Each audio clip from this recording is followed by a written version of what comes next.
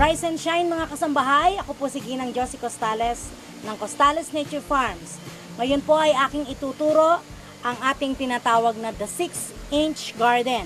Ito po ay mapagkakakitaan natin sa aking mga kasamahan dyan ay hindi lang tayo magpuproduce ng gulay para sa ating pamilya, kikita pa po tayo kahit tayo ay nasa bahay lang. Okay? So ano po ang ating mga kakailanganin? Kailangan po natin ng isang tower planters or grow bag. And meron po siyang 16 na kilo ng potting mix. At kakailanganin din po natin ng isang seedling tray ng mga lettuces. Okay, unahin po natin itong ating dahon ng sibuyas. Ano po? Ito po kasi ay ating itatanim dito sa itaas. Bakit sa itaas?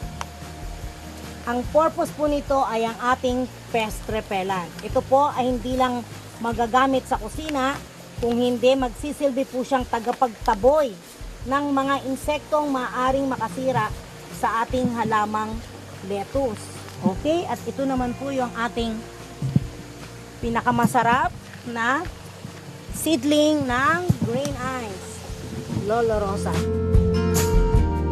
Gugupitin natin, maggagawa tayo ng parang X or cross, and then doon po natin sa ating X and crosses, doon po natin siya itatanim.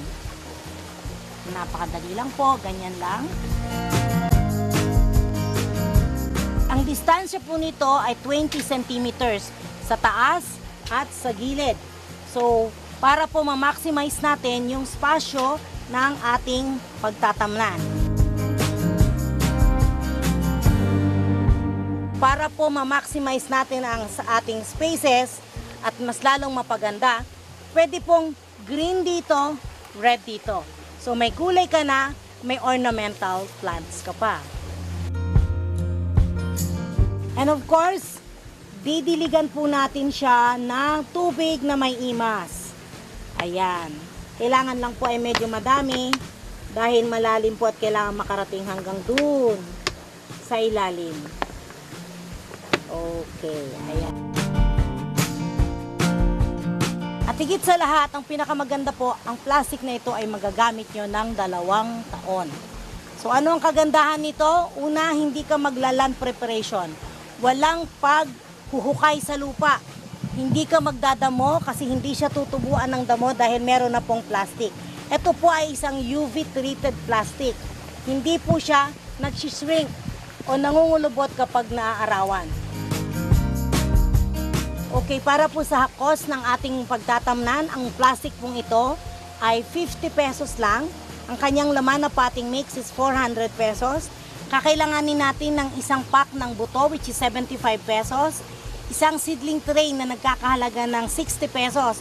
Pero in the absence of a seedling tray, pwede po naman tayong gumamit ng pinaglumaang lagayan ng itlog or egg tray.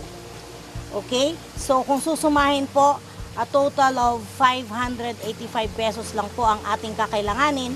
Sa isang buwan ay makakabenta po tayo ng 150 pesos worth of lettuces at ito po ay pwede nating gamitin ng 2 taon. Ibig sabihin, makakapagtanim po tayo ng 150 times 24 months of lettuces. So yun po yung ating kikitain sa puhunang 580 pesos lang.